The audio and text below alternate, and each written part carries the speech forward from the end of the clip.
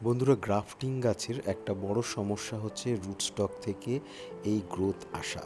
যখনই আমরা কোনো গাছকে একটু বেশি হাইট দেওয়ার চেষ্টা করি, তখন এই সাইড থেকে বেশ জোরালো গ্রোথগুলো এসে আমরা যে জায়গায় গাছটাকে ঝোপালো করার চেষ্টা করছি সেই জায়গার গ্রোথটাকে হ্যাম্পার করে।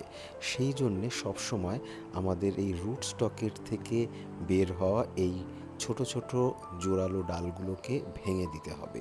এই ডালগুলোর কিন্তু ভালোই জোর থাকে, মাত্র কয়েক দিনের মধ্যে কিন্তু সাই সাই করে এরা বেড়ে যায় এবং ওপরের দিকে যে জায়গাটায় আমরা গ্রোথ আনার চেষ্টা করছি সেই জায়গাটায় কিন্তু দুর্বল হয়ে যায়। এই জায়গাটা হলো এর গ্রাফটিং পজিশান।